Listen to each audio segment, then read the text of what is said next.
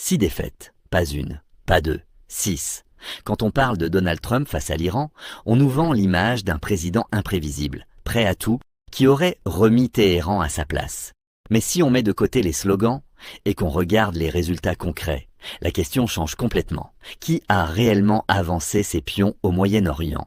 Mai 2018, Donald Trump annonce officiellement le retrait des États-Unis de l'accord sur le nucléaire iranien. Cet accord, signé en 2015 sous Barack Obama, s'appelait le JCPOA. Son principe était simple, l'Iran limitait strictement son programme nucléaire, en échange d'une levée progressive des sanctions économiques. Concrètement, Téhéran acceptait de réduire drastiquement son stock d'uranium enrichi, de limiter le taux d'enrichissement à 3,67%, de démonter des milliers de centrifugeuses et de se soumettre à des inspections internationales renforcées.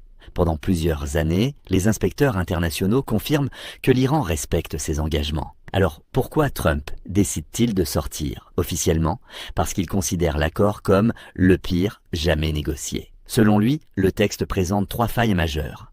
Premièrement, il ne bloque pas définitivement le programme nucléaire. Certaines restrictions expirent après 10 ou 15 ans, ce qu'on appelle les Sunset Clauses. Deuxièmement, il ne couvre pas le programme balistique iranien. Troisièmement, il ne limite pas l'influence régionale de l'Iran en Syrie, en Irak ou au Liban. Sur le papier, ces critiques ne sont pas absurdes.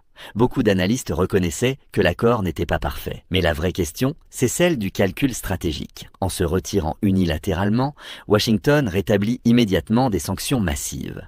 L'objectif est clair, provoquer un choc économique si fort que l'Iran reviendrait à la table des négociations pour accepter un accord plus dur. C'est la doctrine de la pression maximale. Sauf qu'il y a un problème majeur. En quittant l'accord, les États-Unis perdent aussi le cadre légal et diplomatique qui encadrait le programme iranien. Au départ, l'Iran reste dans l'accord avec les Européens, la Russie et la Chine. Mais progressivement, face aux sanctions américaines qui paralysent son économie, Téhéran commence à s'affranchir de ses obligations. D'abord légèrement, puis de manière plus assumée, le stock d'uranium enrichi augmente. Le taux d'enrichissement dépasse la limite autorisée. Des centrifugeuses plus avancées sont remises en service. En d'autres termes, le programme nucléaire, qui était plafonné et surveillé, redevient dynamique. Et surtout, la confiance s'effondre. Du point de vue iranien, le message est simple.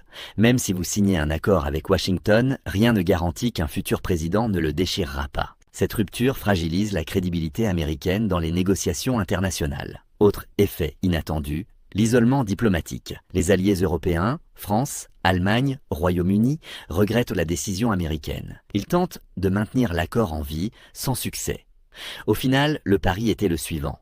Plus de pression, meilleur accord. Mais plusieurs années plus tard, il n'y a ni nouvel accord, ni retour à l'ancien cadre. Et le temps nécessaire pour que l'Iran atteigne le seuil nucléaire s'est réduit. C'est là tout le paradoxe. La décision visait à empêcher l'Iran d'obtenir l'arme nucléaire. Elle a peut-être rapproché ce scénario au lieu de l'éloigner. Un coup politique spectaculaire, mais un pari stratégique dont les conséquences se font encore sentir aujourd'hui. Après la sortie de l'accord nucléaire en 2018, Donald Trump ne se contente pas d'un geste symbolique. Il enclenche une stratégie assumée, asphyxier l'Iran économiquement jusqu'à le forcer à plier. Le principe est simple, si le régime ne peut plus vendre son pétrole, s'il ne peut plus accéder au système bancaire international, s'il ne peut plus commercer librement, alors il sera contraint de négocier. C'est ce que Washington appelle la pression maximale. Concrètement, les sanctions américaines ciblent tout. Les exportations de pétrole, principale source de revenus du pays, les banques iraniennes, exclues du système financier mondial,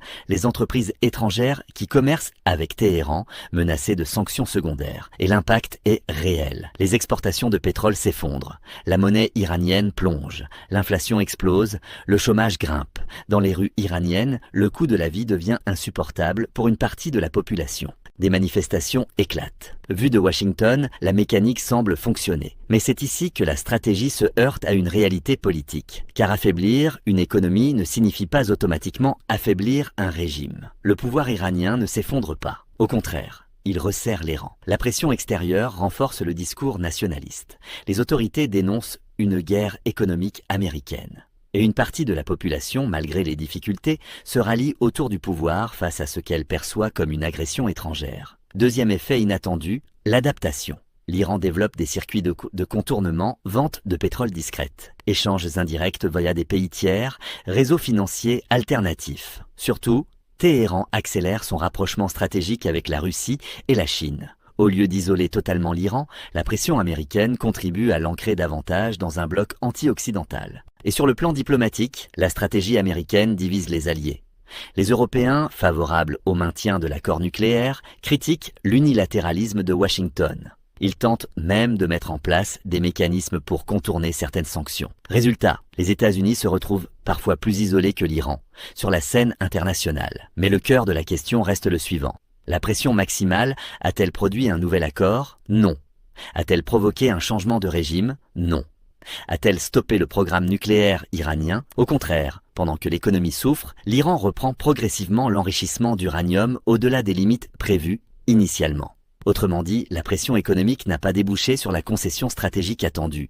Elle a infligé des dégâts considérables à l'économie iranienne, oui, mais elle n'a pas modifié les lignes rouges du pouvoir. Et c'est là tout le paradoxe. La pression maximale part d'une hypothèse classique. Plus la contrainte est forte, plus l'adversaire cédera. Or, dans le cas iranien, le régime a démontré une capacité de résilience élevée, même au prix d'un coût social important. Au final, la stratégie a créé un bras de fer prolongé, sans issue diplomatique claire, un rapport de force figé, beaucoup de douleurs économiques, peu de gains politiques tangibles. Et pendant que les sanctions s'accumulent, le dossier nucléaire continue d'évoluer dans une direction que Washington cherchait précisément à éviter. La pression était maximale. Le résultat, lui, est resté limité. Janvier 2020, le monde retient son souffle. Un drone américain frappe à Bagdad. La cible, Qassem Soleimani, chef de la force Al-Quds, architecte de la stratégie régionale iranienne. C'est une onde de choc. Soleimani n'est pas un simple général. C'est l'homme qui coordonne l'influence iranienne en Irak, en Syrie, au Liban. L'ombre stratégique de Téhéran dans tout le Moyen-Orient. En ordonnant cette frappe, Donald Trump franchit un seuil inédit. Jamais les États-Unis n'avaient en ciblé aussi directement un haut responsable militaire iranien. Le message est clair. L'Amérique est prête à aller très loin. Officiellement, Washington justifie l'opération par la nécessité de prévenir des attaques imminentes contre des intérêts américains. Mais derrière la justification sécuritaire, il y a aussi une logique de dissuasion. Montrer que la pression maximale n'est pas seulement économique, qu'elle peut devenir militaire. Pendant quelques jours, le spectre d'une guerre ouverte plane. Les marchés paniquent. Les chancelleries s'inquiètent, les bases américaines au Moyen-Orient se mettent en alerte maximale. Puis vient la riposte iranienne. L'Iran lance des missiles sur des bases abritant des soldats américains en Irak. Fait marquant, Téhéran prévient indirectement à l'avance, limitant ainsi les pertes humaines. C'est une réponse calibrée, assez forte pour sauver la face, pas assez pour déclencher une guerre totale. Et c'est là que tout se joue. Sur le plan tactique, l'élimination de Soleimani est un succès opérationnel spectaculaire. Mais sur le plan stratégique, le régime iranien ne vacille pas. Il ne recule pas sur le nucléaire. Il ne démantèle pas ses réseaux régionaux. Au contraire, l'événement renforce la cohésion interne du pouvoir. Des millions d'Iraniens participent aux funérailles. Le discours nationaliste s'intensifie. La confrontation avec Washington devient un ciment politique. En Irak, la situation se complique. Le Parlement vote une résolution demandant le départ des troupes américaines. Les milices pro-iraniennes redoublent d'activité. L'objectif implicite était peut-être de rétablir une forme de dissuasion durable. Mais quelques mois plus tard, l'influence iranienne dans la région reste intacte. La structure du réseau mise en place par Soleimani continue de fonctionner, car la stratégie iranienne ne reposait pas sur un seul homme, aussi central soit-il. Le paradoxe est frappant. L'opération montre la capacité américaine à frapper fort, très fort, mais elle ne transforme pas l'équilibre stratégique. Elle crée un pic de tension, sans débouché politique clair. Et surtout, elle ne règle aucune des questions de fond, ni le nucléaire, ni les missiles balistiques, ni l'influence régionale. Au final, l'élimination de Soleimani apparaît comme un moment de puissance spectaculaire, un choc, une démonstration. Mais une démonstration qui n'a pas redessiné la carte du rapport de force. La frappe a marqué l'histoire, elle n'a pas changé le jeu. On parle beaucoup de nucléaire, on parle de sanctions, on parle de frappes ciblées, mais il existe un champ de bataille plus discret et peut-être plus décisif, l'Irak. Depuis la chute de Saddam Hussein en 2003, l'Irak est devenu un espace stratégique central pour l'Iran et les États-Unis. Pour Washington, c'est un point d'appui militaire clé au Moyen-Orient. Pour Téhéran, c'est une profondeur stratégique vitale. Pendant des années, l'Iran a patiemment tissé son réseau. Milices chiites, partis politiques alliés, influences religieuses, liens économiques. Et quand Donald Trump lance sa politique de pression maximale, l'Irak devient un terrain de confrontation indirecte. Les milices pro-iraniennes multiplient les attaques contre des intérêts américains. Washington répond par des frappes ciblées. La tension monte crescendo. Puis arrive janvier 2020, l'élimination de Qassem Soleimani à Bagdad. Et là, tout bascule, car Soleimani n'était pas seulement un général iranien. Il était l'architecte des réseaux irakiens. Sa mort sur le sol irakien transforme le pays en épicentre de la crise. Quelques jours plus tard, le Parlement irakien vote une résolution demandant le départ des troupes américaines. Certes, cette décision n'est pas immédiatement contraignante, mais le signal politique est puissant. L'allié stratégique devient un terrain contesté. Au lieu de consolider la position américaine en Irak, la confrontation avec l'Iran fragilise son ancrage. Les forces américaines doivent se replier de certaines bases. Leur liberté d'action se réduit. Pendant ce temps, les milices soutenues par Téhéran continuent d'exister, de s'adapter, de peser politiquement. Autrement dit, la pression exercée sur l'Iran n'a pas réduit son influence en Irak. Elle a parfois renforcé le discours anti-américain dans une partie de la classe politique irakienne. Et c'est là le paradoxe stratégique. L'objectif implicite de la politique de Trump était de contenir l'expansion iranienne dans la région. Mais en Irak, le rapport de force reste complexe. L'Iran conserve des relais puissants. Les États-Unis, eux, voient leur présence de plus en plus contestée. Ce n'est pas une défaite militaire spectaculaire. C'est plus subtil, c'est une érosion d'influence. Dans ce type de confrontation indirecte, il n'y a pas de victoire nette. Il y a des positions qui se consolident ou qui s'effritent. Et en Irak, malgré la pression maximale et la démonstration de force contre Soleimani, l'Iran n'a pas été expulsé du jeu. Au contraire, il reste un acteur incontournable du paysage politique et sécuritaire irakien. La vraie question est donc celle-ci. Une stratégie de confrontation frontale avec Téhéran pouvait-elle vraiment réduire son influence dans un pays où ses racines sont historiques, religieuses et politiques? Ou fallait-il une approche plus graduelle, plus diplomatique, plus intégrée? Sur ce terrain invisible, la bataille ne s'est pas jouée en une nuit. Elle s'est installée dans la durée. Et c'est précisément là que se mesure l'efficacité d'une stratégie. Pas dans l'éclat d'une frappe, mais dans la capacité à transformer l'équilibre sur le long terme. En Irak, cet équilibre n'a pas basculé en faveur de Washington. Il y a la puissance militaire, il y a la puissance économique, et puis il y a la puissance diplomatique. Et sur ce terrain-là, la stratégie de Donald Trump face à l'Iran a ouvert un autre front, moins visible, mais déterminant. Quand Washington se retire unilatéralement de l'accord nucléaire en 2018, ce n'est pas seulement une rupture avec Téhéran. C'est aussi une rupture avec ses propres alliés, car le texte de 2015 n'était pas un simple arrangement bilatéral. Il impliquait aussi la France, l'Allemagne, le Royaume-Uni, la Russie et la Chine. En quittant l'accord sans coordination, les États-Unis prennent leurs partenaires européens de court. Paris, Berlin et Londres affirment que l'Iran respecte ses engagements au moment du retrait américain. Ils choisissent donc de rester dans l'accord. Résultat, une fracture transatlantique. Les alliés traditionnels des États-Unis se retrouvent en désaccord ouvert avec Washington sur un dossier majeur de sécurité internationale. Et ce n'est pas anodin, parce que dans les négociations internationales, la force ne repose pas uniquement sur la capacité à sanctionner ou frapper. Elle repose aussi sur la cohésion des alliances. Or, en adoptant une stratégie unilatérale, l'administration Trump affaiblit ce front commun. Deuxième effet, la question de la crédibilité. Du point de vue iranien, mais aussi du point de vue d'autres acteurs internationaux, le message envoyé est clair. Un accord signé par un président américain peut être dénoncé par le suivant. Cela crée une incertitude structurelle. Pourquoi s'engager dans un compromis douloureux si la garantie politique ne tient que 4 ans ? Cette interrogation dépasse largement le dossier iranien. Elle touche à la fiabilité globale de la parole américaine. Pendant ce temps, Téhéran adopte une posture stratégique habile. L'Iran affirme rester dans l'accord tant que les autres signataires respectent leurs engagements. Il se présente comme la partie qui subit la rupture. Cette position lui permet de gagner du temps diplomatiquement. Les critiques se concentrent davantage sur le retrait américain que sur les activités iraniennes. Même au Conseil de sécurité de l'ONU, les États-Unis peinent à rallier leurs alliés pour réimposer certaines sanctions internationales. Un épisode illustre particulièrement cet isolement. La tentative américaine de réactiver automatiquement les sanctions de l'ONU contre l'Iran en 2020. Plusieurs partenaires rejettent la légitimité de cette démarche, estimant que Washington ne peut plus se prévaloir d'un accord dont il s'est retiré. L'image d'une superpuissance capable de fédérer s'en trouve écornée. Attention, cela ne signifie pas que les États-Unis ont perdu toute influence.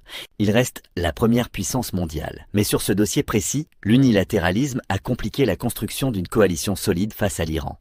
Et dans les crises internationales, l'isolement relatif peut peser lourd, car la diplomatie fonctionne souvent comme un multiplicateur de puissance. Moins d'alliés engagés, moins de pression coordonnée, moins de leviers collectifs. Au final, la stratégie visait à renforcer la position américaine. Mais en fragilisant la cohésion avec ses partenaires historiques, elle a réduit une partie de son capital diplomatique, une fermeté spectaculaire, mais une alliance fissurée. Et dans les équilibres géopolitiques, ces fissures comptent. Revenons au cœur du dossier. Pourquoi toute cette stratégie, sortie de l'accord, pression maximale, démonstration de force, a-t-elle été mise en place? Pour une raison centrale: empêcher l'Iran d'accéder à l'arme nucléaire. C'était la ligne rouge absolue de Donald Trump. Selon lui, l'accord signé sous Barack Obama ne faisait que retarder le problème. Il fallait, disait-il, un accord plus strict, plus durable, plus contraignant. Mais regardons la situation quelques années plus tard. Sous l'accord de 2015, l'Iran était limité à un enrichissement d'uranium de 3,67%. Ses stocks étaient plafonnés. Ses centrifugeuses les plus avancées étaient démantelées ou placées sous contrôle. Le temps de percer, c'est-à-dire le délai théorique nécessaire pour produire suffisamment de matière fissile pour une arme, était estimé à plus d'1 an. Après le retrait américain et le rétablissement des sanctions, la dynamique change. Progressivement, Téhéran dépasse les limites imposées. Le taux d'enrichissement augmente. Les stocks s'accumulent. Les centrifugeuses de nouvelle génération sont remises en service. Et surtout, le temps de percer se réduit.